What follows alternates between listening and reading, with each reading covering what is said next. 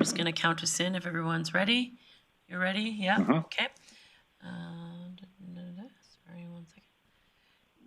All right. 5, 4, 3, 2, 1. Good afternoon and welcome to the City Council meeting of April 19th. I would ask that you all rise for the singing of our national anthem. O Canada, our home and native land, true patriot love in all of us command. With glowing hearts we see thee rise, the true north strong and free. From far and wide, O Canada, we stand on guard for thee.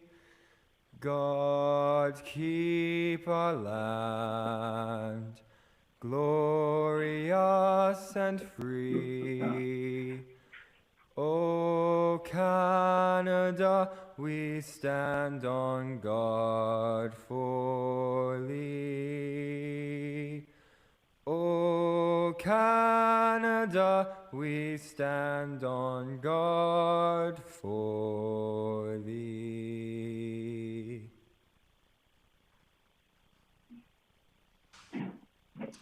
Great, thank you for that. The images from the National Film Board, as well as the singing of the national anthem from one of our members of the Grande Prairie Boys Choir. I just need to open my document here. Perfect, there we go. All right, getting started today. We'll looking for the adoption of the previous council meeting minutes of Monday, March 22nd. I see Councillor O'Toole. I move that we adopt the minutes of a City Council meeting held Monday, April 5th, as presented. My apologies for that date. You are correct. That would have been April 5th meeting. So that motion is in order, and I will call the question. Please vote on screen if possible, and if not, just let me know.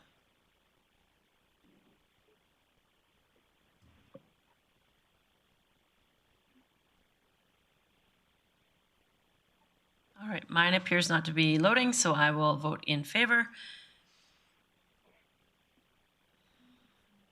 And Councillor Minhas, how do you vote? In favor. I did my vote in there. Okay. And that passes unanimously. We'll move on to the adoption of the agenda.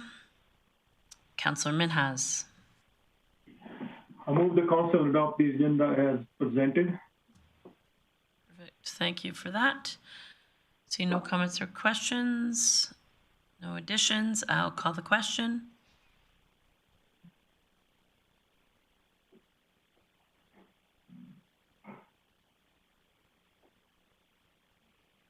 And mine isn't loading yet, so I will vote, indicate that I'm voting in favor.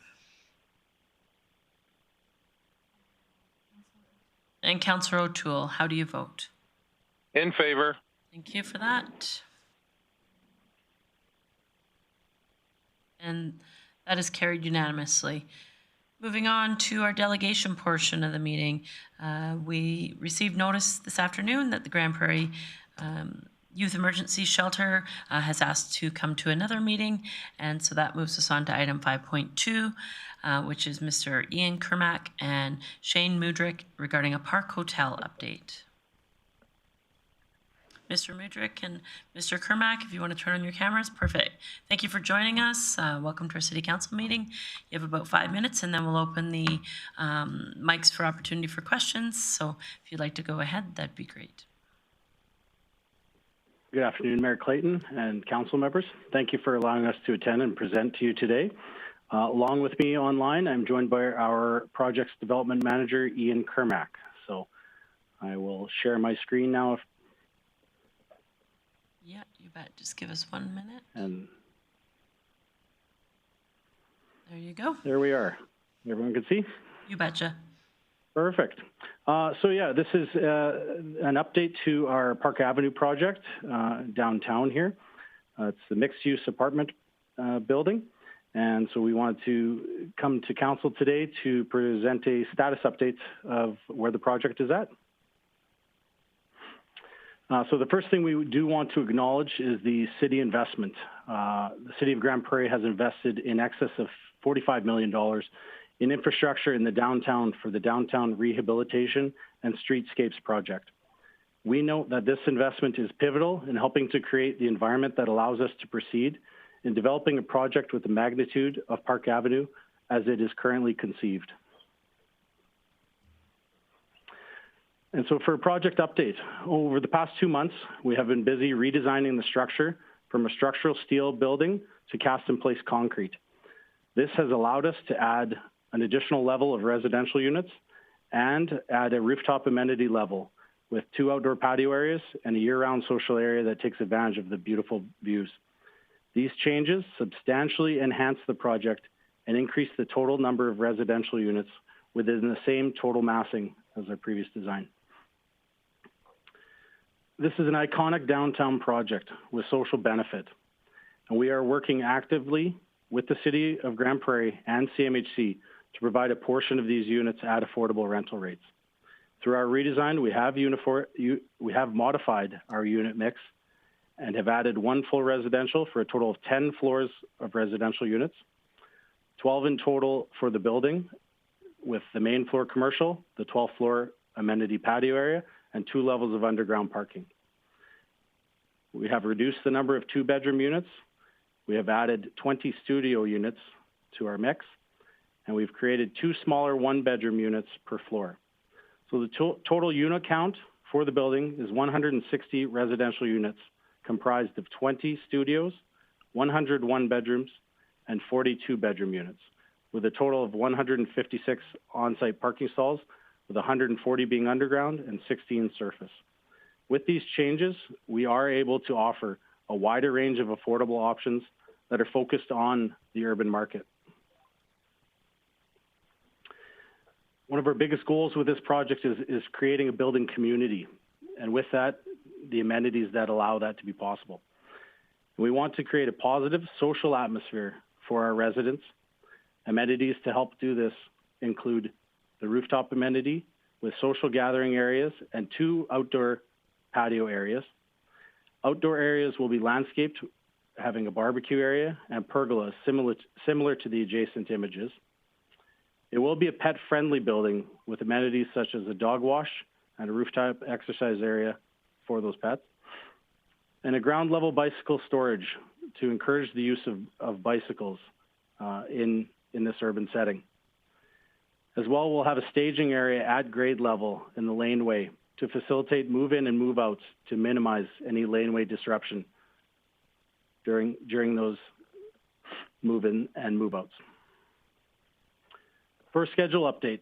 So on-site work will be commencing on April 29th, 2021. There will be key utility relocations for the overhead power lines as well as communication lines, and those are proceeding.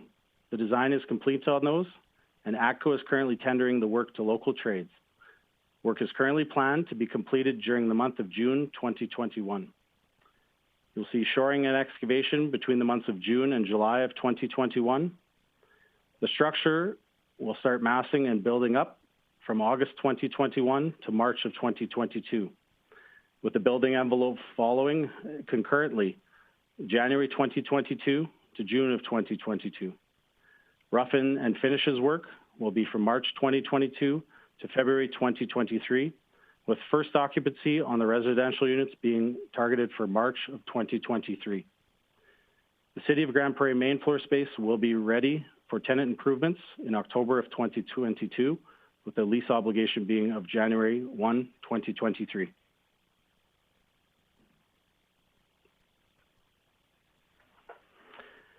And as we're going through this redesign, this is the update on that. It is well underway.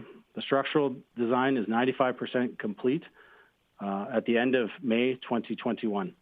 Architectural, mechanical, and electrical design revisions are actively progressing, Foundation package will be ready for building permit submission in early of June, with the complete building permit submission following in mid-August. And we are actively working through this redesign on the building's exterior to increase the amount of glazing with a mix of glazing of large windows and some floor to ceiling windows to enhance both the tenant's internal experience as well as the exterior appearance of the building. And the adjacent photos are an example of what that will look like. So in summary, our team is actively redesigning the building to enhance the project. Preliminary work on site is commencing April 29th, including additional selective demolition, cleanup, fencing, and logistics preparation. The key utility relocation has been authorized and committed to and will be complete in June 2021. First occupancy for the residential units is scheduled for March of 2023, and the city space will be ready for tenant improvements as early as October 2022. The total estimated project value is around $46.5 million. And with this, on the residential units, the benefits to the city, along with residents in the core, is an annual tax revenue estimated for $300,000 per year on the residential units alone. We are very excited and committed to creating an iconic urban project with social benefit in the heart of downtown. So thank you for the opportunity to present this summary to you, an update. And so with that, I can open up for discussion. Great. Thank you for that, Mr. Mudryk. I'll look now to council for comments or questions. No one's jumping in. I'll just add, I recognize you in 1 second here, Councillor Plott, but thank you for the presentation. It's very exciting. Starting on this project from last term, I know those of us around the table now and from last term are very excited to see some drawings and excitement in what this will look like. I love the addition of the rooftop element, and I think it's going to be a really great piece added downtown. But as we continue to develop our downtown and finish phase 4 this summer, it's nice to see a plan come together. So thank you so much for the update. It's great work, and I know it hasn't been easy, and so I really appreciate you sticking to it and getting it to where the public will see some work done this fall and this spring, and it's going to be a great project. I'm really personally just really excited to see it come and see some stuff come out of the hole. So thank you for that, Councillor Plott. Thanks, Mayor Clayton. Shane, thanks for the good news. Can't wait to go drive by there myself and with my kids this summer and the next year to watch a project like this go up, because they don't come along often in our city. So it's going to be neat being able to go through that. So thanks for that. Just really excited about it. I think this, with adding 120 doors and possibly a couple hundred people living in that area downtown, is really going to be great. But some amazing views are going to come out of those residential units. So good for you guys for hitting that spot. Just on the rooftop patio, speaking of views, is the thought of that being kind of a 4-season area, or? There will be 3 separate areas. One will be 4 seasons and an enclosed area, so basically the 12th level, with 2 separate outdoor patio areas for social gatherings as well.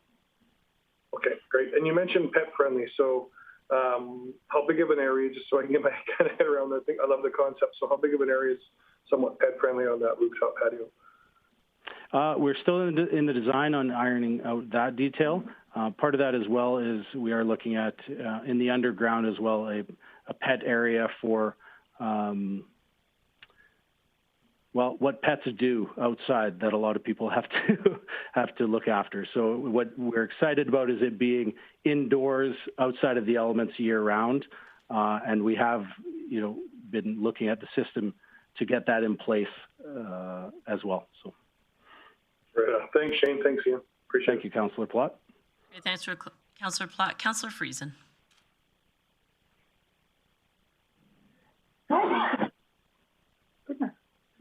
Thank you, Mayor Clayton. Thank you very much, Mr. Mudryk and Mr. Kermack. This is, as has been said, very exciting. I particularly appreciate and really want to point out that it is because of the investment that the city has put into the downtown construction that a project like this can go forward. The infrastructure that had been there previously would not have supported something like this. So, you know, and that is to defend, you know, what has been done. And I know that there's been a lot of criticism about the city putting this money into downtown, but without it, we wouldn't have been able to see projects like this go forward. So I'm grateful that the previous council had the foresight and the gumption to put something like this, the downtown construction, in motion, and that we're seeing it through to the finish, and that developers such as yourself are moving forward with the vision of what downtown Grande Prairie can be like in the future. So thank you very much. I'm looking forward to that. Absolutely. Thank you. And yes, to reiterate, the city's investment is absolutely key in a project like this going forward, and the success that it will bring to the whole area. So thank you very much.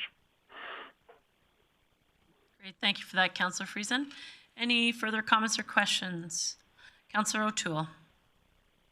Yes, thank you very much.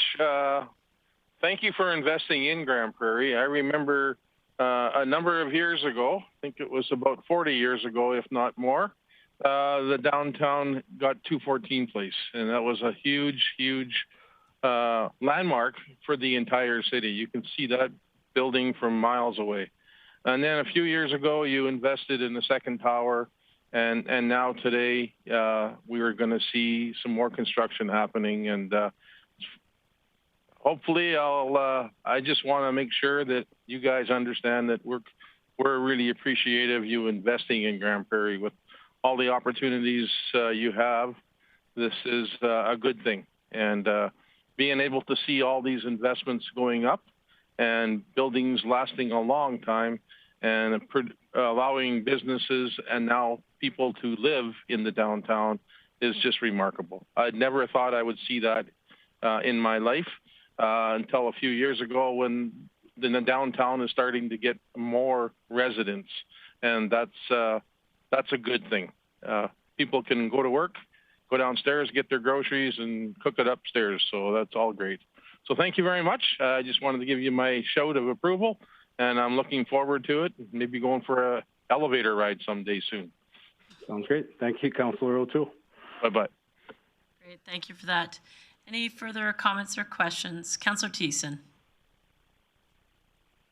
Thank you very much, Mayor Clayton, and thank you, Mr. Mudrick and company. 7 years ago, 8 years ago now almost, when I was going around asking people what they wanted to see, always in the top three of the things they wanted to see was the Park Hotel going down, and mission accomplished last year.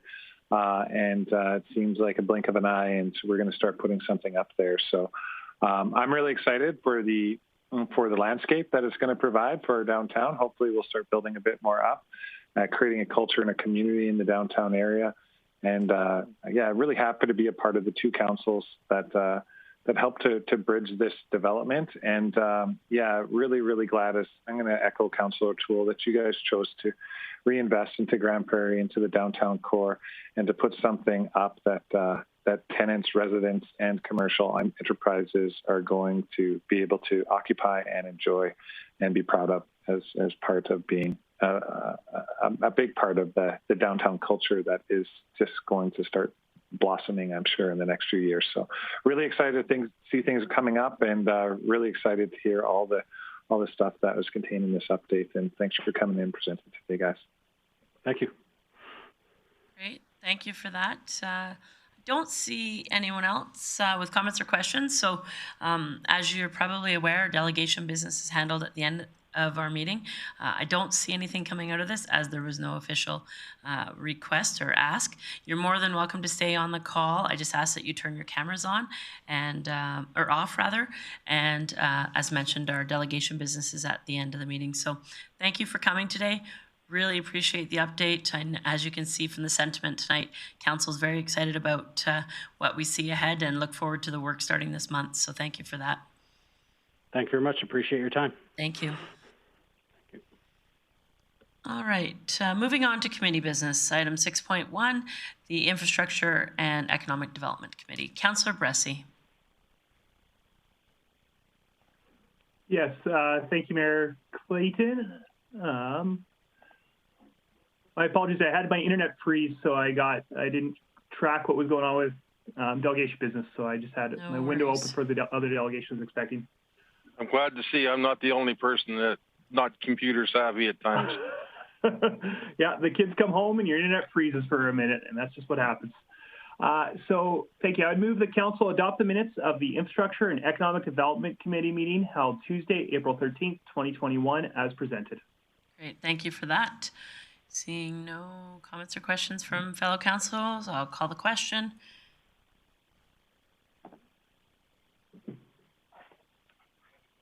Just gonna try one more time to refresh mine. Nope. All right, so I vote in favor. Kevin O'Toole votes in favor. Perfect. Thank you for that, Councillor O'Toole. That motion is carried unanimously.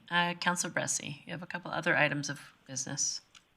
Yes, thank you. I would move that council direct administration to commission a pre-feasibility study to investigate both the technical and economic viability of energy systems for the Hughes Lake area, exploring the most economic options to provide electricity and heat for industrial users, and approve funding to a maximum of $200,000 from the Future Expenditures Reserve. And just to speak to this, wasn't my time on council, but the previous council annexed a whole bunch of land for industrial development. And it's a really key part of the city's long-term strategy, not just to have a strong economy, but also to control residential property taxes by expanding our non-residential tax base. And what's been identified in conversations with private industry is that there could be significant opportunity out there if we can figure out how to generate energy for the region in a way that's both economical and environmentally responsible. There's potential of attracting significant investment into the Hughes Lake area. The intention of the study would be to look at both the economic and the technical side of a whole variety of different types of energy generation to see what opportunities might exist. So I would encourage council to support this preliminary study. Great, thank you for that, Councillor Bressie. It's an opportunity if council has any questions. I know there are a few administrative individuals on the call in the meeting for any other questions that there may be. And sorry, mine is not opening up now, so I'm just gonna fumble my way through this. But regardless, I see Councillor Friesen. Thank you for that. Thank you. I'd actually like to offer a friendly amendment if Councillor Bressie would consider. The second part of that motion is exploring the most economical options to provide electricity and heat. I'm just wondering if we could change that word economical to effective or viable or prudent or something to that effect. And my reasoning is that economical, even though in the broad understanding of economical is that it does really consider future benefit and that sort of thing, but I'd really like it not to be based just on, for example, the most immediately economical system to get in place, but that it rather consider the long-term benefits as well as, the simplicity of the system, proven systems, things like that. Councillor Bressie, are you open to something like that? And I'll let you, pick a word. I gave a few that I'd really be happy with. I just want a broader term instead of economical. Councillor Bressie. Yeah, thank you, Mayor Clayton. Yeah, I mean, personally, I'm okay with it. I think the challenge is it's not my motion, it's the committee's motion that I'm bringing forward. So I'd want to look and make sure that other committee members are fine with that friendly amendment, but certainly I personally have no objections to it. Councillor Thiessen. Yeah, thank you very much, Mayor Clayton, and thanks for bringing this up, Councillor Friesen. I thought we knocked it out of the park and we're moving towards this feasibility study. And then I read the motion and I was like, sometimes economy means, whatever's going to work for the cheapest. And, it might not be as efficient, effective, or awesome. So I really want to thank you for bringing this up, because sometimes those little words do make a big difference. And I'm okay with wordsmithing with any of the words that you actually chose, so that, we can get the right motion going and set the right direction for our administration. So, Councillor Friesen, I would possibly, if you wouldn't mind, just amending the motion with something of your choice, and then, if best suited, council can vote on that amendment. Thank you, Mayor Clayton. I think that I had a few words written down here. I think I will suggest prudent, if that's all right. So the motion then would read, Council direct administration to commission a pre-feasibility study to investigate both the technical and economic viability of energy systems for Hughes Lake area, exploring the most prudent options to provide electricity and heat for industrial users, and approve funding. And the definition of prudent does include an economic consideration. So it maintains that, but broadens what are the considerations are in the end. Great, thank you for that. So that is that amendment is in order. Comments or questions on the amendment? Councillor Blackburn. Thank you. Just a point of order, Mayor Clayton. I think Councillor Bressie was asked if he would accept it as a friendly amendment, in which case a vote would not be necessary. And Councillor Bressie indicated that he didn't think he was in the position to do that. So Councillor Friesen then in turn made an amendment. Fair enough. Thank you. Yep. Any other comments or questions on the amendment? Great. Seeing none, I'll call the question on the amendment. Please vote.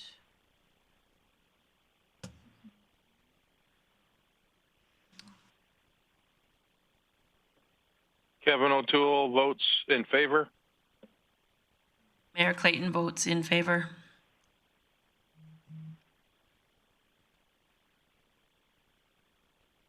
And that passes unanimously. Now to the main motion as amended. Comments or questions on the motion? Debate, anything now? I see none. I just had one comment. Although at first glance this may seem something that isn't at the best of timing in regards to spending $200,000 for what may be possible. And I just want to let the public know that in consideration of this, council is very optimistic of what this may look like in opportunities for our future.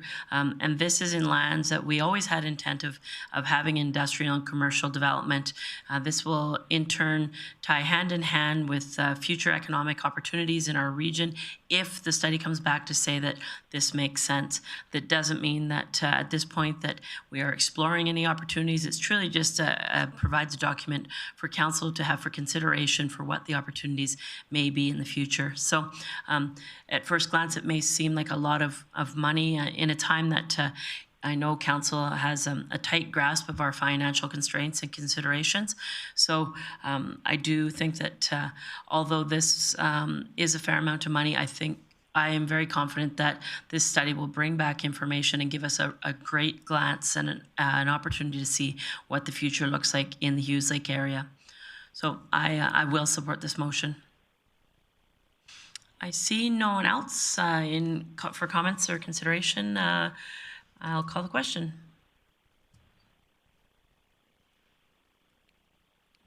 Mine is not loading, so I will indicate that I vote in favor.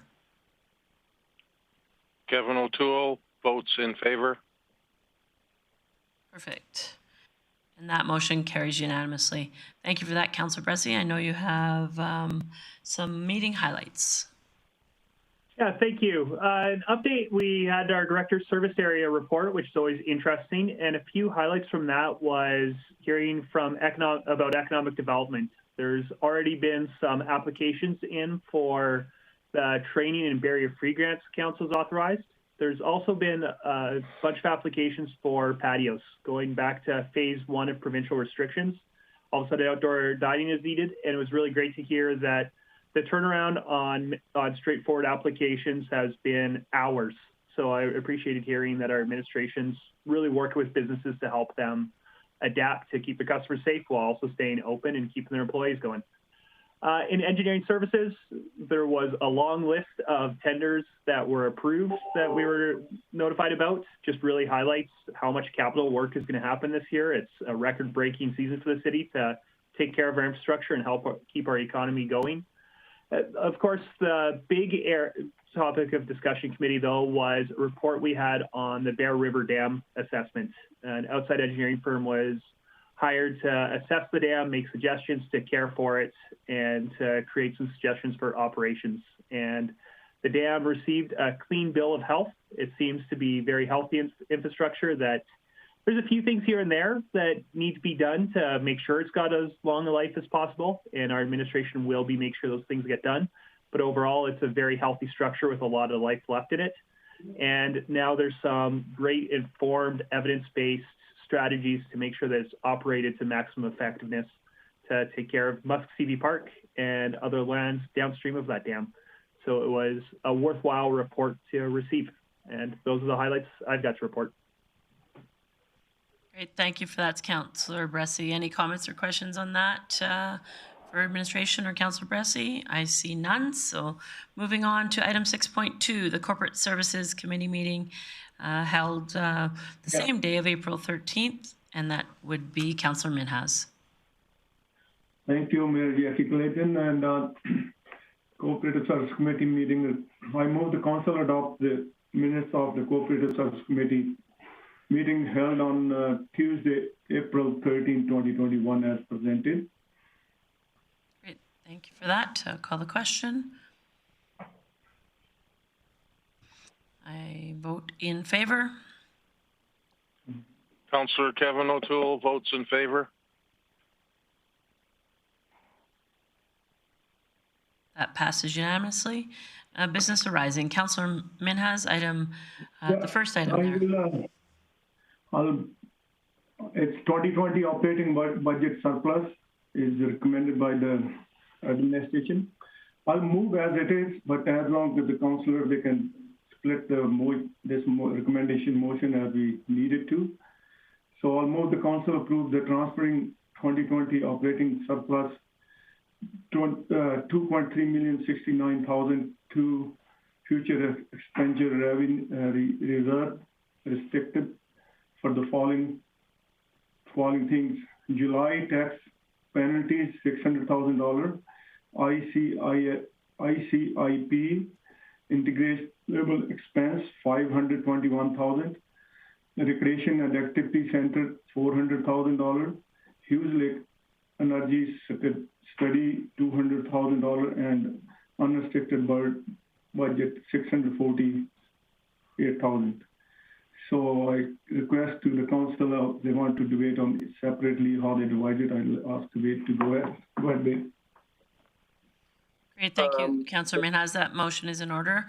I see Councillor Palat had a comment or a question.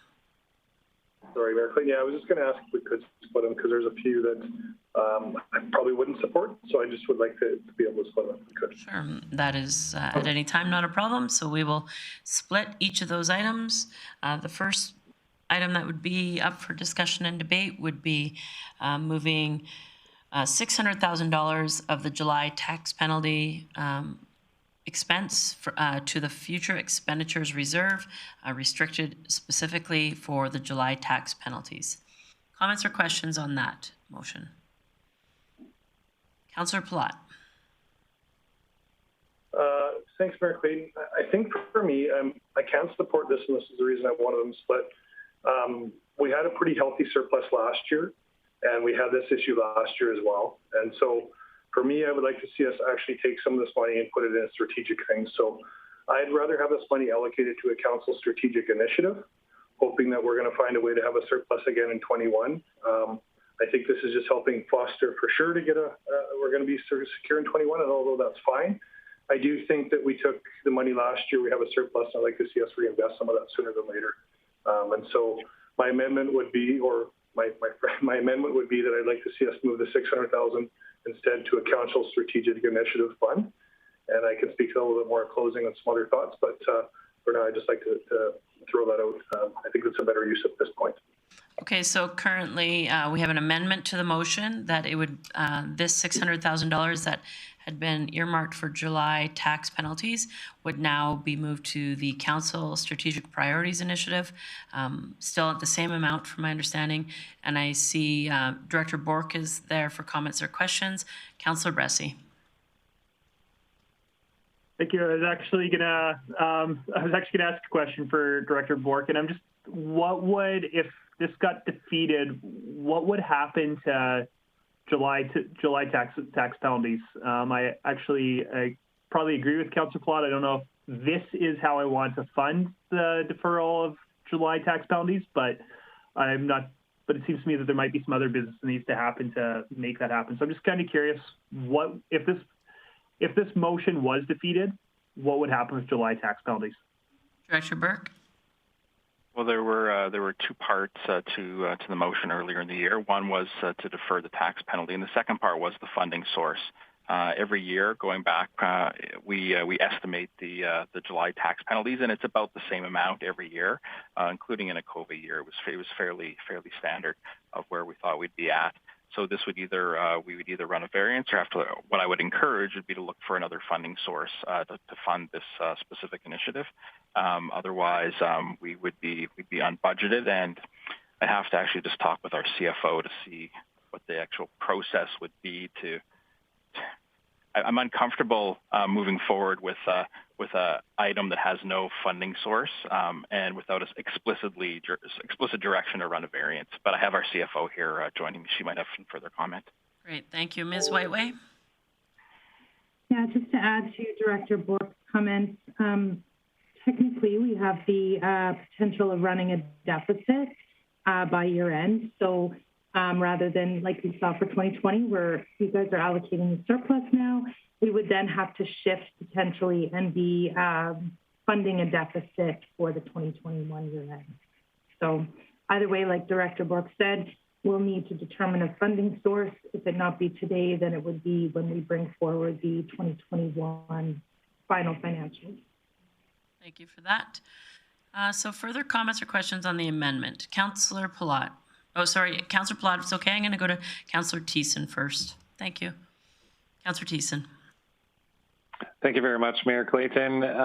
Thank you, administration, for your advice. And I got to say, I kind of like where you're going with this, Wade, but I'm feeling a bit hesitant. And the reason why I'm feeling a bit hesitant is we've got a few months left on this council term before we all break out to, for re-election or otherwise. And I'm not sure, I'm sure we could, if we really want to, spend $600,000 in a couple of strategic initiatives, but we've put in quite a good chunk of change into council strategic initiatives. And if this is meant for the next council to pick what they'd like to choose at the next budget, maybe. I don't like the idea of running a deficit budget or variance or any of that, though. I think there's a bit of risk that's involved with that, and I'm leaning more on the safe side, putting this where it needs to go. And it's good that we can anticipate that we're probably going to have a surplus. And my experience is we usually have a surplus to maneuver into reserves at the end of the year. I just don't want to take that for granted, especially in this day and age and these times. So you better have a bang up, knock down close, because right now I'm a vote to no. So thanks. Councillor Plott, I had some comments on your amendment, but if you had questions for Director Burke, go ahead. Thank you. Thanks, Mayor Clayton. Yeah, my questions are, I know I'm a little early on this, but is there any indications of what our Q1 financials look like for 2021 this year? Do we have any sense of where we're at in the black or red after Q1 of this year? Director Burke. As our Chief Financial Officer said at the committee last week, we're just closing the first quarter, so we don't have any update yet. I would say administration would discourage council from spending anticipated surplus. As we saw, there's lots of different factors, and just from a budgeting perspective, we would discourage that, particularly when there are other funding sources, including surplus from last year, as well as fiscal stabilization. which would be another possibility for a funding source for this year. So I would encourage council to identify a specific funding source. I have Councillor Minhas. Sorry. Go ahead, Councillor Platt. Sorry, I was just going to say I'll come back to close on a few points. Perfect. Yeah. Councillor Minhas and then Councillor Bressie. For me, I think the idea is good, but I don't think I can support this time. The way I see it, I don't like to go to deficit in 21 budget for the new council to come in October. And this is, I think we should use money. We still in third wave of COVID going through, and I don't know what kind end it's going to be. And I know we are spending a lot of money in the city this year to creating jobs and stuff, but still, it's not a good situation. So I can't support this one, moving money to there from this. I like to give money to where they recommended. Thank you for that, Councillor Bressie. Great, thank you. Yeah, I can't support just where things are at right now in terms of I don't think we should plan to have a variance. I really do agree with the administration that there should be a funding source attached to this. For me, I also, though, do think there is value to, we've got a few things in the hopper that are going to need investment. And I'm also very conscious of, I want to make sure the next council's got a bit of room in the budget to do the things that they feel they got elected to do. And I want to protect that. And so for me, I think the Financial Stabilization Reserve could be a valid funding source for this. I'd note that we're in the midst of a global pandemic. We're in the midst of, well, we're hopefully coming back, but we've seen a big crash in energy markets. And before both those things happened, we had skyrocketing RCMP costs, and we had the province absolutely hammering our budget. I have trouble thinking of more challenging fiscal times for the city than we're facing right now, and we haven't drawn from that Fiscal Stabilization Reserve to get through them yet. And so that would be a funding source that I probably would be comfortable drawing from to fund these tax penalty relief, but just planning for a variance isn't something that I could support. Thank you for that. I will just add my bit here. I think that I won't support the amendment. I do echo Councillor Bressie's thoughts. I think that if not now, then when would there be a better time to use fiscal stabilization to impact something such as a tax penalty? The recourse from us helping our community financially absolutely fits the criteria of fiscal stabilization, in my opinion. So to me, that's a better fit than future expenditures reserve, as well as just putting into council strategic priorities initiative. It doesn't seem like the best fit for me. So I won't support the amendment, but I'll leave Councillor Platt the opportunity to close on his motion.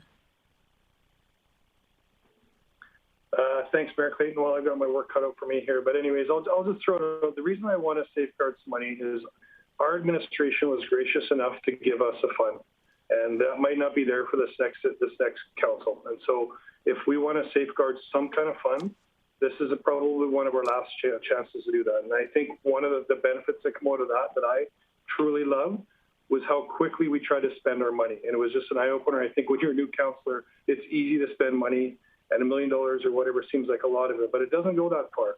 And so I would love to have that money allocated for them to have those kind of ability to think and have debates and have a funding source for it. I also, as Councillor Bressie alluded to, if you guys don't like this motion, maybe change it to the wording source. But I think at the end of the day, we need to find money to incentivize projects. And there's projects in the hoppers that this $600,000 could go a long ways in compounding and bringing revenue back to the city. We had a $2.3 million surplus, you guys. We haven't had a single year. We haven't had over $1 million, $2 million, $3 million surplus every single year. This year, we're going to have facilities closed what looks like for most of it.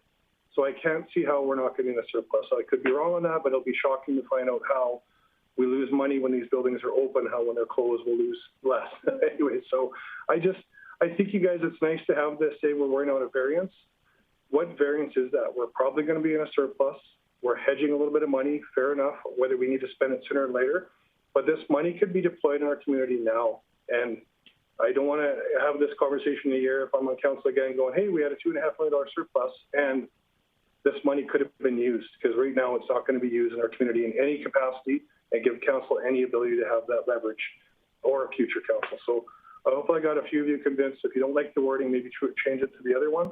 I like it going to the council because I think that is a great lesson for another council to have to go through.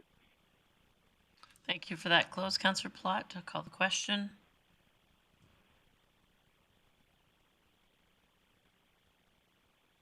All right, my voting didn't load, so Mayor Clayton votes in opposition to the amendment. Kevin O'Toole does not support the amendment.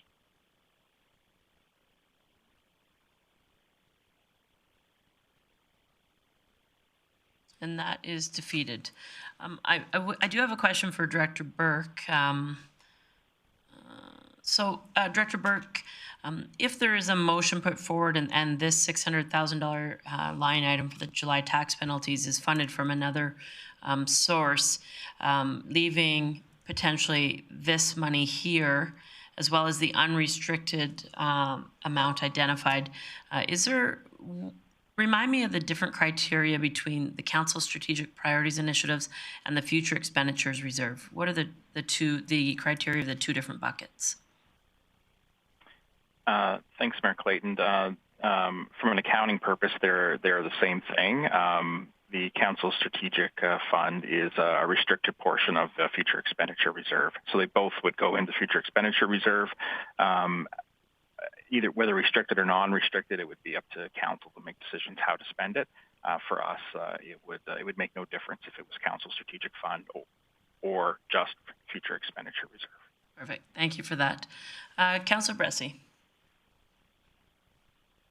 Thank you, Mayor Clayton. I'm going to try an amendment and let me know if it's in order, because I'm going to try to do two things here. And one is, so I'd move that we amend the motion to strike July tax penalties and change the unrestricted allocation to $1,248,000.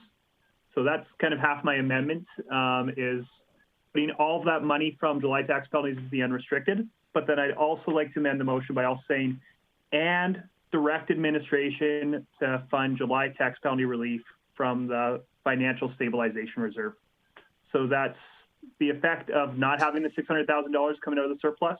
It's having it come out of the financial stabilization reserve. I'm wondering if that motion would be in order. I will check with Ms. Karpaszewski. I think it changes the intent of the motion because now we're having an unrestricted item that we haven't even had a vote on, and changing the amount of that as well as the funding source. So I would think that we should do that individually. Two different intents. There's what I'm hearing from Ms. Karpaszewski. So Councillor Bressie, I think that if the easiest piece is probably, in my opinion, to do the amendment to the funding source for the July tax penalties as the amendment. Sure. So I will make just that and kind of go out on a limb and hope that if Council passes that they'll also pass the subsequent motion I'll make about the financial stabilization reserve. Okay. So yeah, so to be crystal clear, I'm moving that we strike July tax penalties from this motion and change the unrestricted allocation to $1,248,000. I guess my concern with that, Councillor Bressie, we still have a motion on the floor for the July tax penalties as being coming from the future expenditures reserve. So then we should either defeat that motion or amend the funding source. And then that in turn, if you amend the funding source, we will have that $600,000. Then at that time, that would be identified to be either unrestricted or for another item. And I'll just check with Ms. Karpaszewski, but to my understanding, the future expenditures reserve motion is currently on the floor. Okay. The amendment was defeated, but the motion was made on the future expenditures reserve. And then in turn, the amendment to that funding for the July tax penalty was defeated. Thank you, Mayor Clayton. The intent of Councillor Bressie's motion is to amend to strike July tax penalties and insert unrestricted. So we do have an amending motion on the floor. And you're good with that motion as is? Perfect. Okay. So then we are in order. Comments or questions on Councillor Bressy's amendment? Seeing none, I will call the question.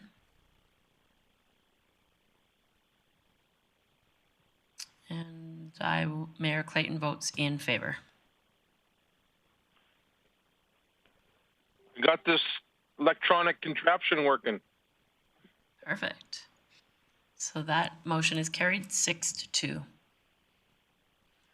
All right, moving on to the next item. Sorry, Ms. Karbaczewski. Thank you, Mayor Clayton. So we will need to vote on the main motion as amended. Perfect. Thank you for that. Comments or question on the motion as amended? Seeing none, I'll call the question.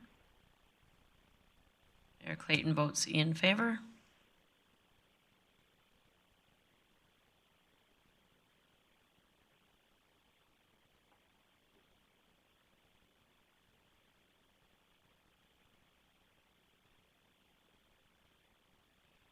And that motion is carried 6-2. Now we will move on to the next item on the list, which would be the, in the main motion being split out, the ICIP ineligible expenses of $521,000, and that being Councillor Minhas's motion. Comments or question on that portion of the motion? Seeing none. And just for clarification, for those who might be watching, the ICIP ineligible expenses of $521,000 are items that at this point administration has identified in conversation with our funding sources of the federal and provincial government that did not qualify in our planning and processes of getting our capital plan together for this summer. And these are items that in the entire $7 million capital opportunities that were funded through the provincial and federal government didn't qualify. So these are of the entire project items that we're preparing that we may not get approval on. So seeing no comments or questions on that, I'll call the question. Mayor Clayton votes in favor.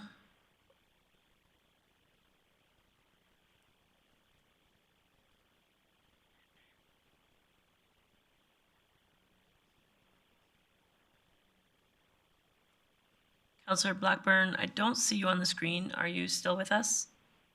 Might be having technical difficulties. All right, we'll just call the question. Oh, sorry.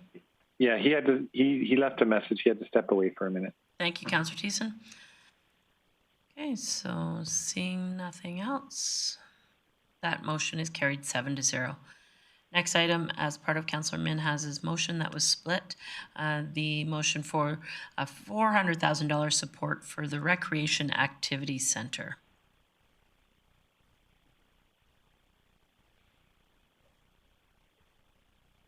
No comments or questions?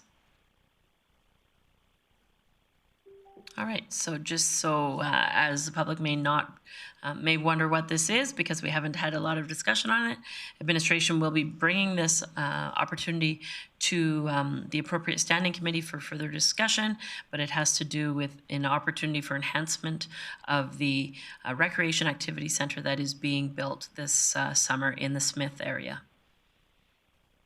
All right, seeing no comments or questions on that, I'll call the question.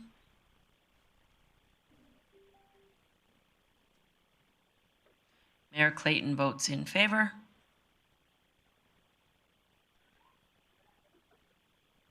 And that's carried unanimously.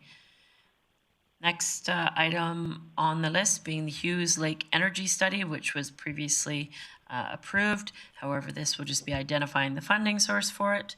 So the motion would be to fund the $200,000 from the Hughes Lake Energy Study from the surplus, the operating surplus, and restricted within the future expenditures reserve. Comments or questions? Seeing none, I'll call the question. Mayor Clayton votes in favor.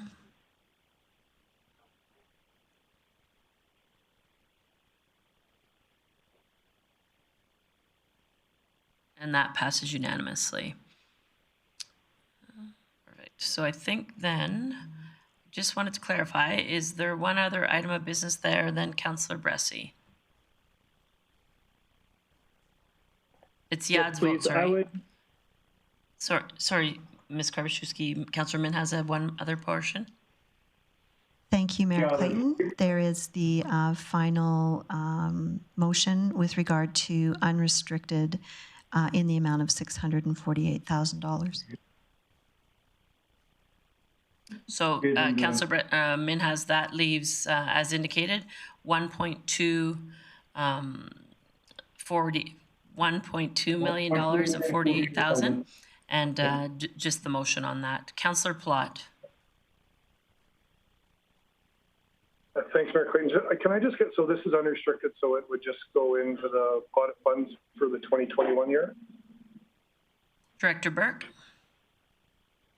Oh, that is correct. Their council could make a determination at a later time of how they chose to use this funding. Okay.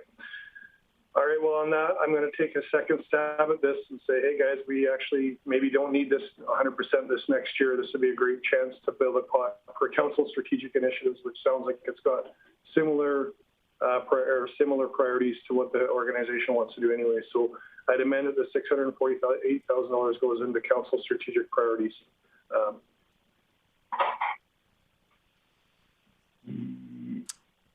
right, Director Burke. So just one piece of information. It is early in our budget process, but administration are planning to establish a similar fund for the next council's term.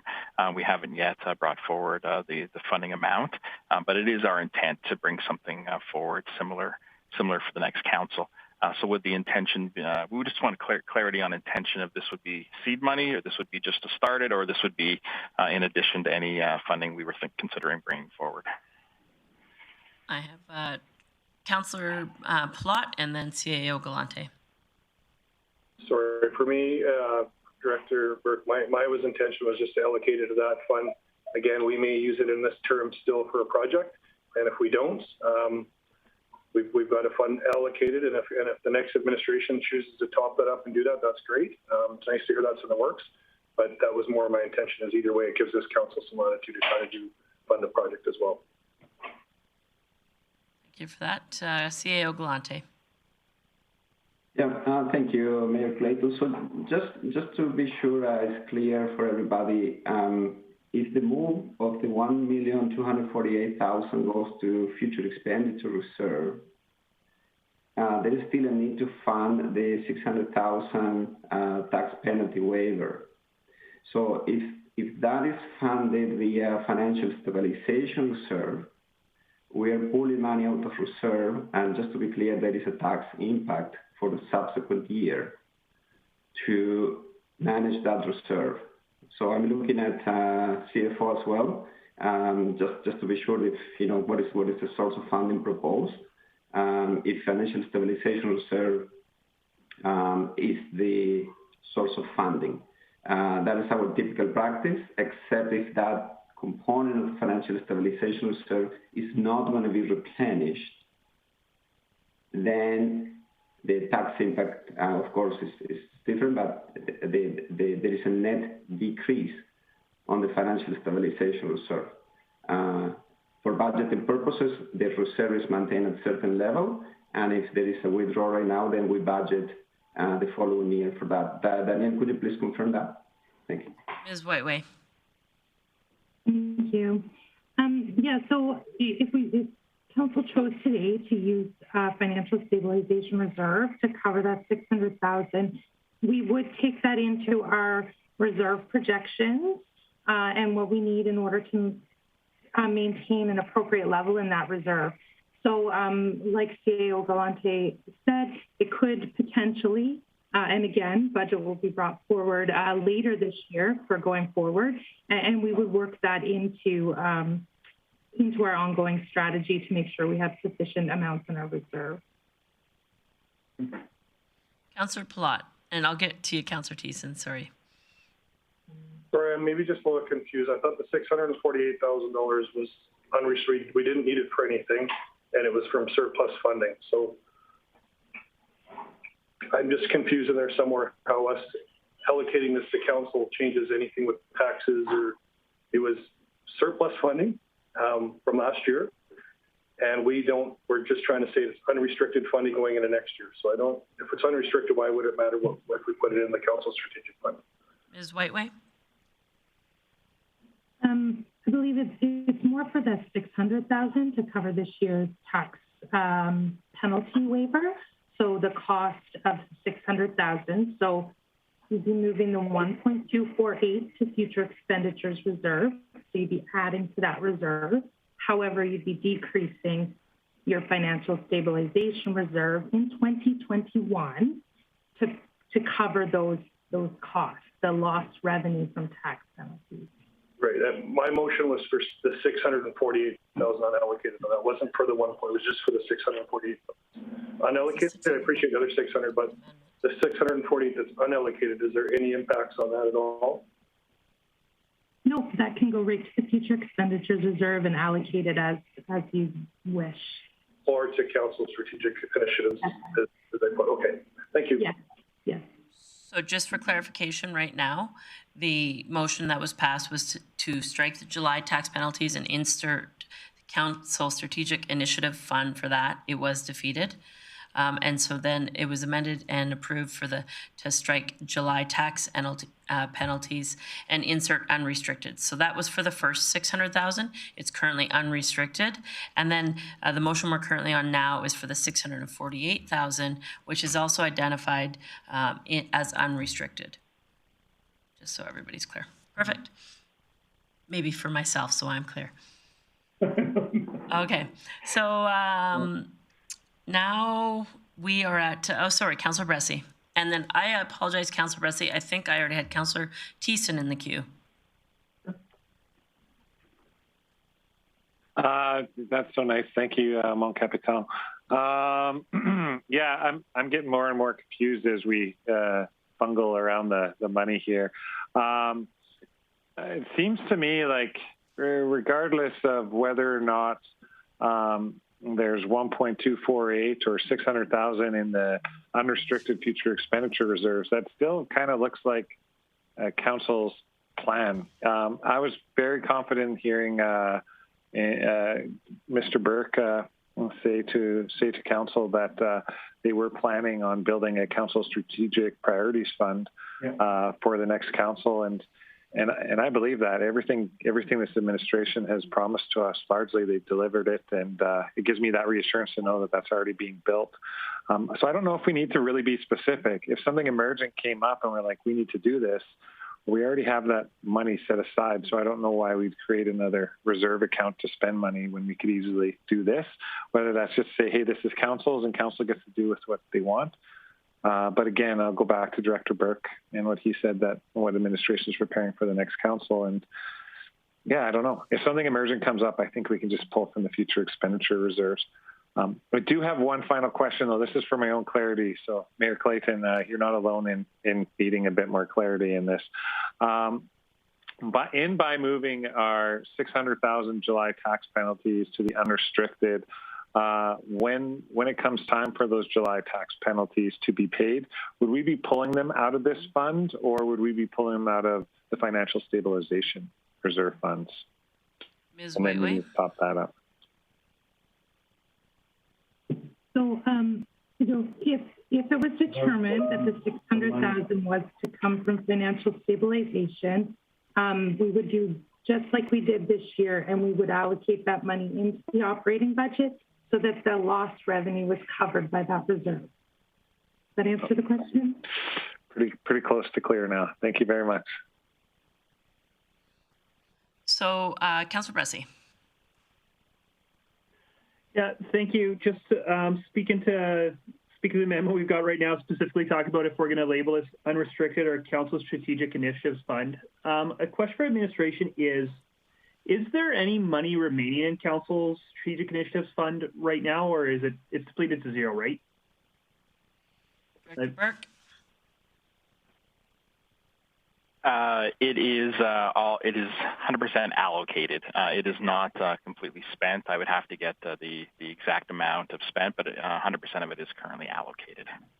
Great, thank you. Yeah, then with that in mind, sorry, Councilor Platt, I can't support this, mostly because I really think it is, and I think it's largely semantics. I really do see the unrestricted money in that reserve is really the same thing as council strategic initiatives funding, and I think creating two pots where they're called two different things just gets complicated. It's already a kind of complicated reserve, and so I really appreciate having the room for council strategic initiatives priorities reserve. And I think come budget, it might make sense to relabel some of this money and restrict it to council strategic priorities. But I think right now this really is more semantic exercise than anything else that could create some confusion. And so I'd like to give administration as much flexibility as possible in creating their strategy to create that council strategic initiatives fund. And so I can't support this, even though the intent of where you're trying to go in safeguarding that money, I do appreciate.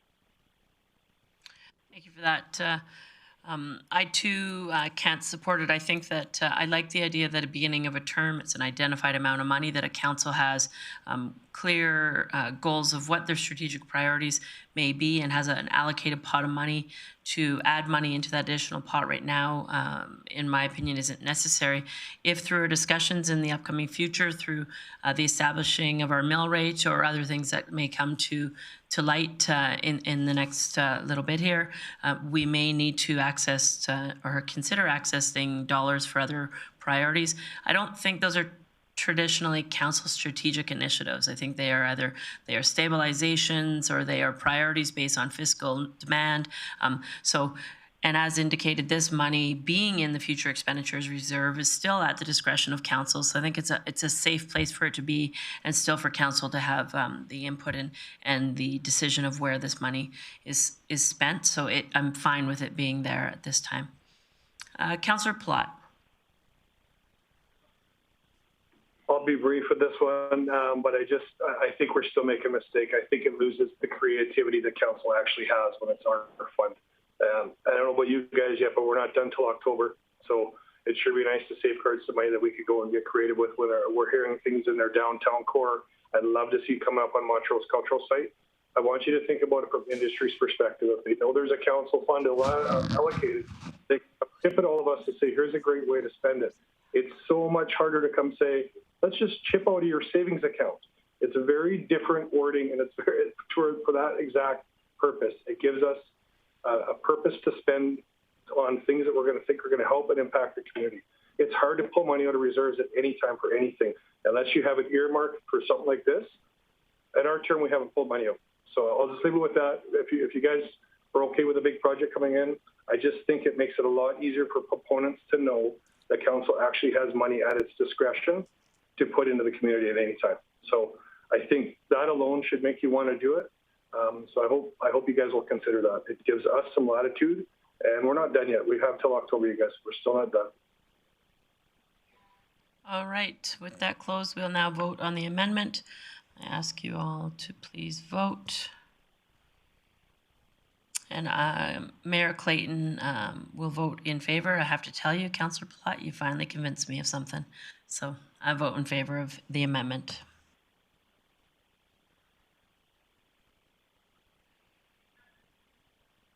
And that is defeated. So now we are on the main motion of Councillor Minhas's, which is to have the $640,000 put into from the future expenditures reserve indicated as unrestricted. So the main motion as presented from Councillor Minhas.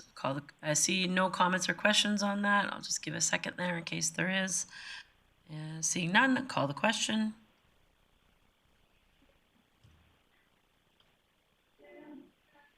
Mayor Clayton votes in favor. Sorry, Mayor Clayton, before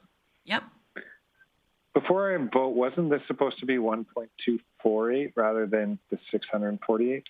Just want to make sure that we're voting on what's already been done. So earlier, okay.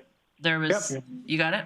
The 600. I think so. Yeah, 600 is there. Yeah, sorry, I was just getting lost in the total. Yeah. Thank you. The outcome is the same. There is 1.248 in the unrestricted. They're just done in two different motions.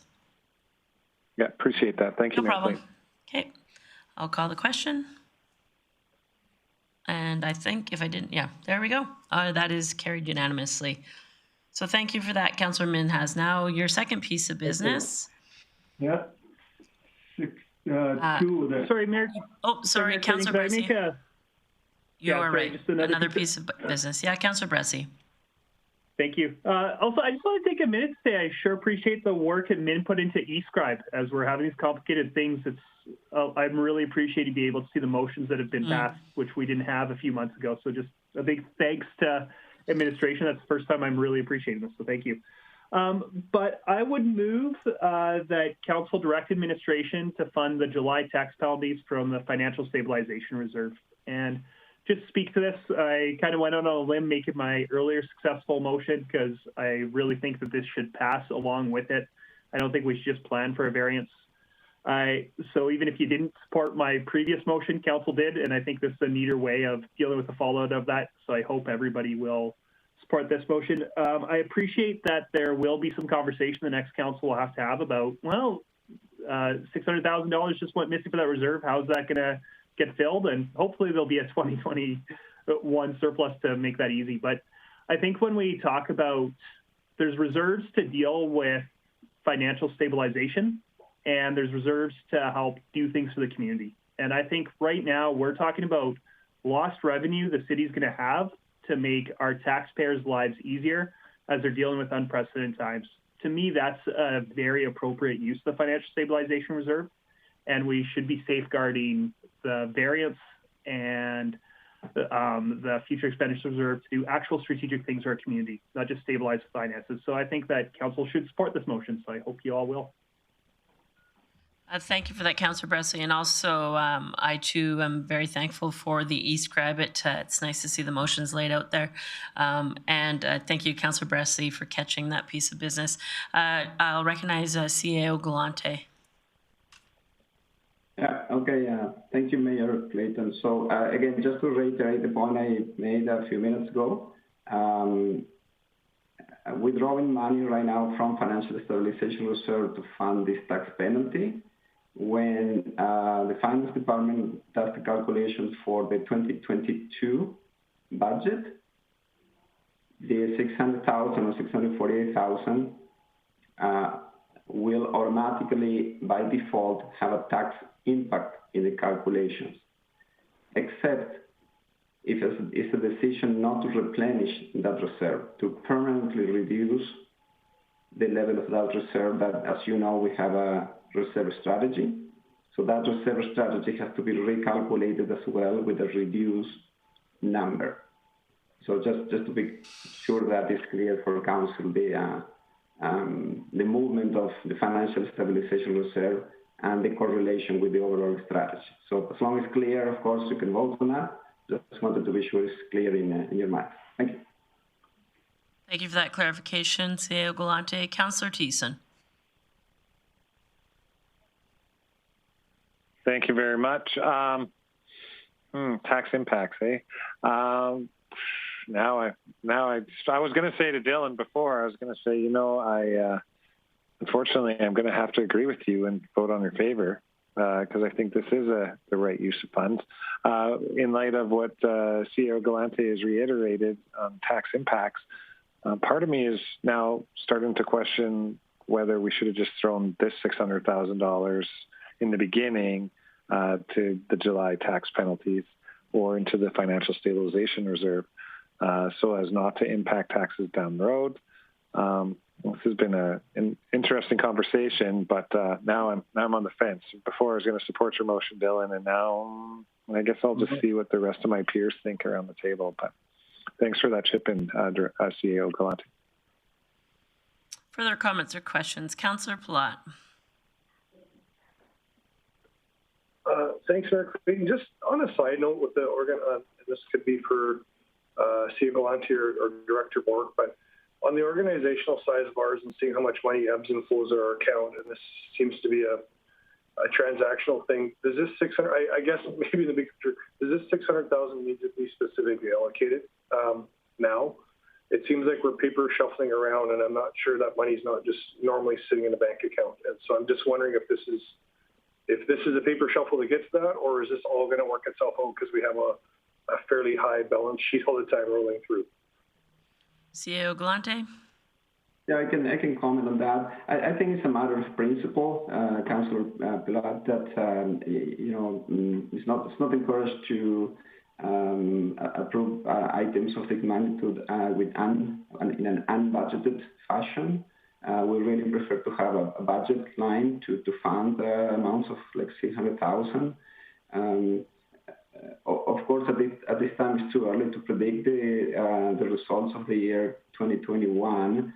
And in the event of there is a surplus, at that time, at the end of the year, in early 2022, the Financial Stabilization Reserve could be replenished using not the tax impact, but the potential surplus at year-end 2021. Okay? However, that is for now unknown. That is the reason that we prefer to have a solid source of funding at this step, and then go through the year and trigger a calculation of what could be deposited into the Financial Stabilization Reserve in early 2022. Thank you. I hope that helps on the clarity. Yeah. Councillor Platt? Can I just follow up? Thanks, Mayor Clayton. No, I appreciate it. It's probably good to have a funding source. I guess there's that risk of government-private where we just see why wouldn't you just flow the money through sometimes a bit more. But can you just remind me, and maybe this isn't a number you can get really quick, but if we're going to pull out of reserves, can you remind me what went into reserves in 2020? What council is allocated between our 2019 surplus and what we had allocated through our 2020 budget? CEO Galante or Director Burke? I don't have those numbers in front of me. Probably CFO, what we may recall the allocation for 2021. Ms. Whiteway? Yeah. I can just pull up the actuals that were presented at committee last week. So just bear with me one moment. Sorry, I read through those financials. There were just a lot of numbers in there, so my apologies. No worries. Okay, so did you want all of the reserve transfers or just a specific reserve itself? The financial stabilization, because I believe we put last year's surplus in there. So I just want, I guess, peace of mind knowing if we did pull from this fund that we still have one up over this time. Yes, so the closing balance at year end was $16.87 million, and that was due to us contributing $4.1 million, but also using $1.3 million to cover the rebate. So the net effect was just around $2.8 million of an increase year over year. Okay, thank you for that. Appreciate that. All right, so there is a motion on the floor from Councillor Bressie to basically pay the $600,000 July tax penalties from the fiscal financial stabilization reserve. I see no further comments or questions. Councillor Bressie to close.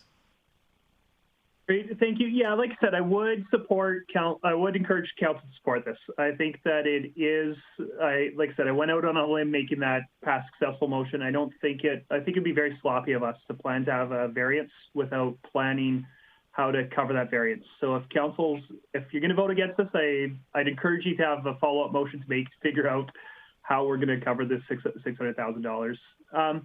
Talking about a tax impact for it, I just echo that there's a tax impact if the next council decides to make up the $600,000 right away in 2021, in 2022, and do it through property tax requisition instead of through other strategies. I think there's a good chance, just from experience, that there's going to be a surplus that can be used to refund that $600,000. I'd also point out that the next council is going to have to develop their own reserve strategy. And if they really prioritize having that financial stabilization reserve high at the expense of other strategic priorities, while they absolutely can take money from the future expenditure reserve and put it into financial stabilization. And I think it's a lot easier to move money that way than it is to go from financial stabilizations into very strategic initiatives that are moving the city forward. So I think really for me, what this is about is maintaining maneuvering room for the next council. And I think this is the responsible way to do that. And they, like I said, they always can top up a financial stabilization reserve in ways that don't have tax impacts if they so choose. So I'd encourage council to support this motion. And if not, I hope that there's a follow-up motion coming to figure out what to do. Great. Thank you for that close, Councillor Bressie. I will call a question. Oh, I tried to reboot again and it's still not loading. So Mayor Clayton votes in favor.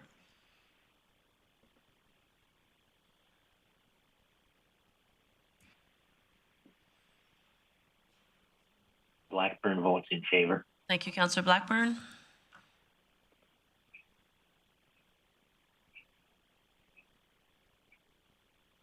And that is carried 6-2. So thank you for that. All right, Councillor Minhas, now we're moving on to your second item of business, the 2020 audited consolidated financial statements. Thank you, Mayor Clayton. I move the council approve the audit consolidated finance statement of the City of Grande Prairie for the year ending December 31st, 2020. Great, thank you for that. As you recall, we had this discussion at our last appropriate standing committee, and but however, the administration is still online.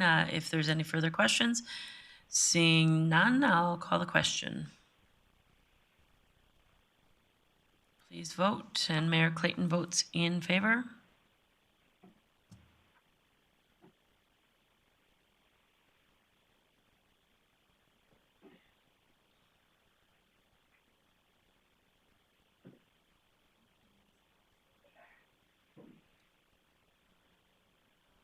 Councillor Friesen, we're just having an internet lag, so if you could just tell us how you vote, please. In favor. Thank you for that. And that is carried unanimously. Councillor Minhas, any meeting highlights you'd like to share? Yes, I got it. Yes, Mayor Clayton, I have a couple of highlights. His administration will bring the budget 2022 process update to the council early May of the 14 project summit for the ICIP simulate. The city has been reviewed approval on all of them but one. And then working procurement administration working on GPREP to develop the agreement with the area motel and hotel for emergency evacuation. Communication resident and the business can now sign up for downtown rehabilitation email update at the cityofgp.com or downtown. The cooperative efficiency 311 will be launched today, with the press release being published this week as part of Canola Key project update have been made to the city website, providing information related to full scope of the land development process. That's all I have for today. Great, thank you for that, Councillor Minhas. Moving on to item 6.3, the Protective and Social Services Committee meeting. Councillor O'Toole. Thank you very much, Mayor Clayton. I move the council adopt the minutes of the Protective and Social Services Committee meeting held Tuesday, April 13th, 2021, as presented. Seeing no omissions or errors, I'll call the question. Please vote. Mayor Clayton votes in favor.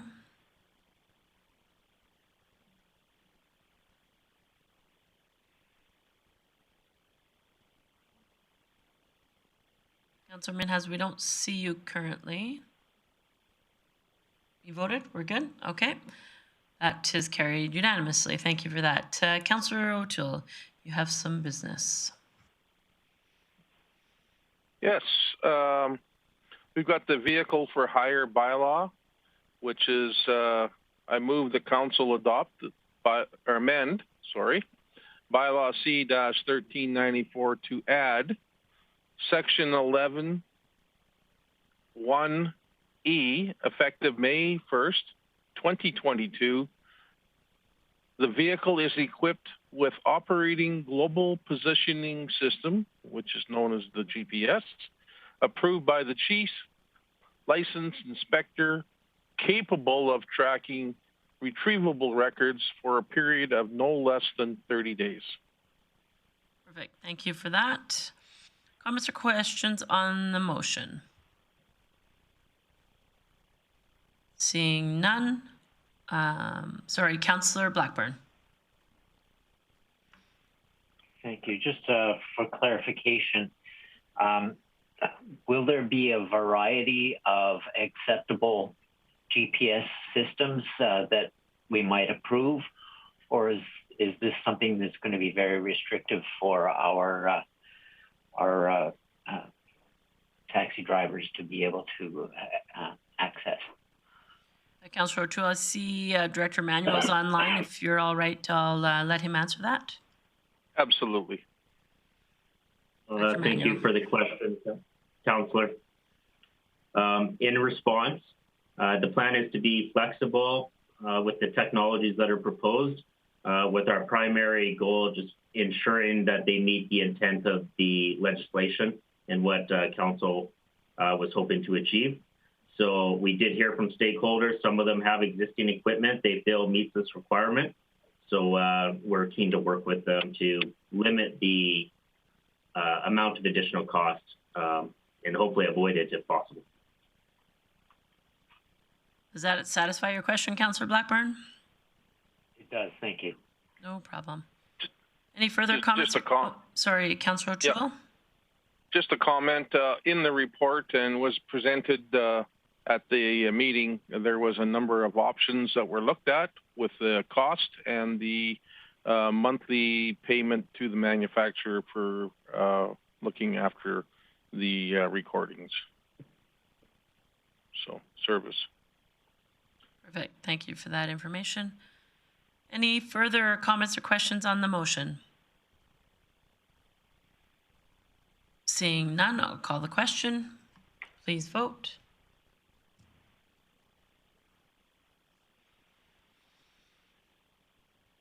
Mayor Clayton votes in favor.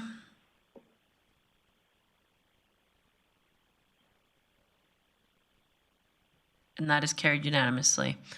Councillor O'Toole, there's a second piece of business from this bylaw. I move the council give third reading to bylaw C-1394, being the vehicle for hire bylaw as amended. Great, thank you for that. For those of you who are watching, this is the third reading, as the previous two readings happened at a prior council meeting. This came back to this council meeting, and as amended, it is here tonight for third reading. I see no comments or questions or debates, and I will call the question.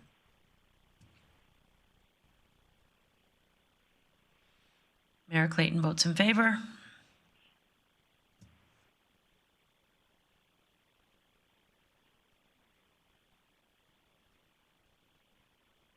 And that passes unanimously.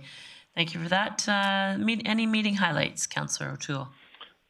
Yes, I do have a bunch here, but I just want to thank administration, the stakeholders, and council. This has been a long process. We wanted to get it as right as we could and then make sure that we covered all the aspects of concern. And thanks again to administration for being very thorough on this and letting it happen today. So under the Director Service Report, Chris Manuel gave a report, and one of the highlights was the Community Social Development. The Equity, Diversity, and Inclusion Committee held their first initial meeting on March 31st. The committee consists of 11 volunteers from 10 different city departments who are working together to enhance the equity, diversity, and inclusion values and practices in the city's workplace. In conjunction with the Volunteer Week, the Volunteer Appreciation Movie event is in the FCSS collaboration with the city, County, Greenview, Sexsmith, Wembley, Beaver Lodge, and Hythe to recognize volunteers in our region. It will take place at the Grand Sunset Theatre at Evergreen Park, April 23rd and 24th. Administration will be participating in the advisory committee for the Community Foundation's Vital Signs Project, and the province of Alberta has signed an agreement with the city under the Alberta Critical Worker Benefit, and funds will be dispersed to 5 agencies with a total of 47 frontline service providers who work with persons experiencing homeless. Another item, I mentioned it at the last meeting, Enforcement Services had their towing contract, and the successful award was Harold's Towing, and the administration in the final stages of drafting a working agreement between the city and the county for regional animal pound. Just one more item I'll bring up, maybe I'll bring up two. Emergency management, GPREP, work has started on the project to develop a GPREP ECC tool to streamline processes and cross-organizational work. It will also offer new ways to work virtually. And the last one, it's a good news story, I think, like they all are. Grande Prairie Fire Department seasonal changeover is ongoing. Crews are currently changing the trucks and equipment over to the summer operations. This includes adding grass fire equipment to the trucks and testing portable pumps used for wildland fires. Don't think we've had too many fires up here, but I know southern Alberta's had some pretty dramatic ones down south. So thank you very much. That was my report for tonight. Great, thank you for that, Councillor O'Toole. Moving on to Community Services and Councillor Palat. Thanks, Mayor Clayton. I just asked the council approve the minutes from the Community Services Committee meeting April 13th as presented. Great, thank you for that. Motion is in order. I see no one indicating any errors or omissions, so I'll call the question. Mayor Clayton votes in favor.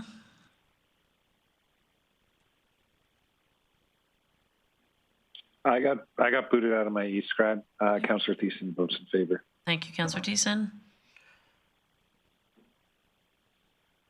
And that carries unanimously. Councillor Palat, any meeting highlights you'd like to share? You bet. Thanks, Mayor Clayton.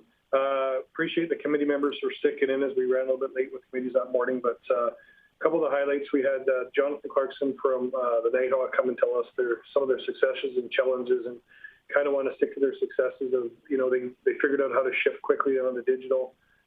They learned how to make snow more efficiently and cheaper with a little bit of a capital investment. And just all around, I think they did a great job in the community last year through COVID to make sure a lot of families and kids are out there for their own mental health and getting outside. So all the best to them in the next year, and appreciate the update from them. Director Miller had his service update, wanted to let us know about all the closures due to the new provincial restrictions to our facilities, and that refunds were being sent out to clients across the campus. The AHS rapid flow immunization site opened on April 5th. We heard great feedback from the community. I know a lot of our staff's involved there. I've heard a lot of my father. I just spoke to him today, got to go see him for the first time, 85 years old in a while.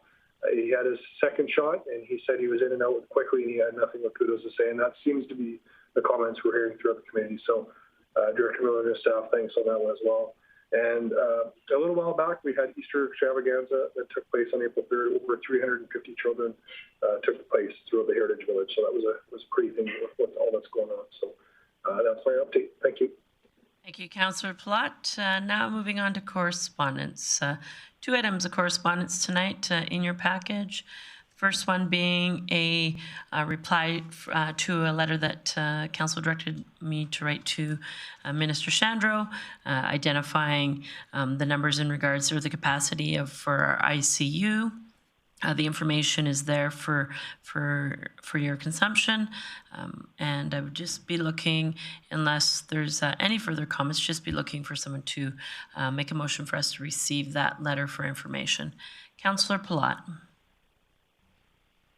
Thanks, Mayor Clayton. I would make the motion to receive it for information. I really do want to thank HS for coming. I know we had them in the room for quite a while there, the chat room when they were here. We drilled them with lots of questions, and I do appreciate them coming back with data.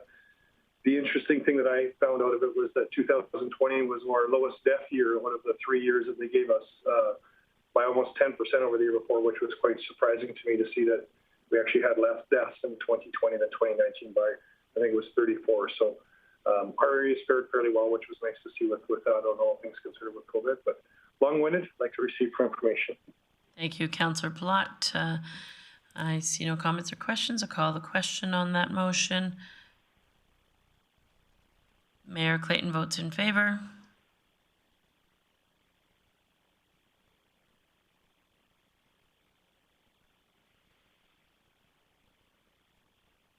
And that motion is carried unanimously. I'm just going to move along here. Item 7.2 in regards to correspondence, a letter that I just wanted Council to be aware of that was sent on behalf of the Alberta Midsize City Mayors Caucus to Minister Shandro in regards to recognizing the importance that the mid-sized city mayors see in the opportunity for vaccination to all first responders. That including RCMP, firefighters, frontline healthcare workers that may work for the municipalities who on a regular basis could be impacted and their safety at risk through doing their job on a day-to-day basis. Since then, from our understanding, there has been an opportunity allotted to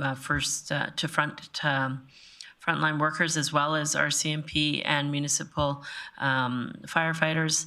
And so I think that this letter was a great item for us to get behind, but I'm really glad to see that we've seen some advancement on this issue. So I'm just looking for this, if there's no further comments or questions on the topic, just be looking for a motion. I have Councillor Thiessen first and then Councillor Blackburn. Thank you, Mayor Clayton. I would just move that we receive this for information.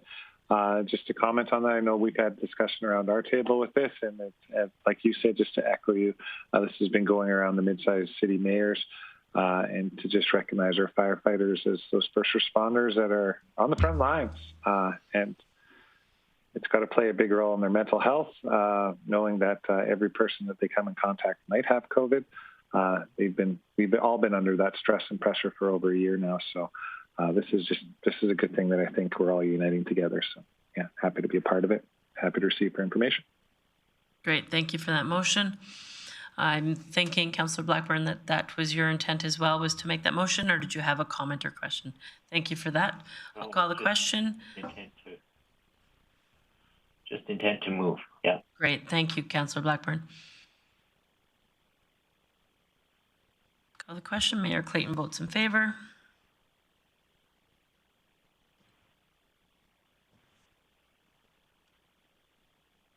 And that is carried unanimously. Moving on to delegation business. There was only one delegation tonight, Mr. Ian Kermack and Mr. Shane Mudrick, in regards to a park hotel update. I'll just be looking for a motion to, or if there's any business to come from that. Councillor Minhas. Oh, Councillor Minhas, you're just muted. I'll move the motion to receive the information for park site development. Perfect. Thank you for that. So a motion to receive their presentation for information. I'll call the question.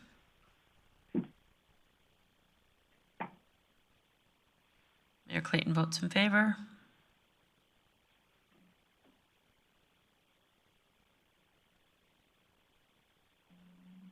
And that's carried unanimously. Moving on with that, we have no notices of motion tonight, and we'll now head into our scheduled recess. We will be back at 6 p.m. See you then. Bye-bye.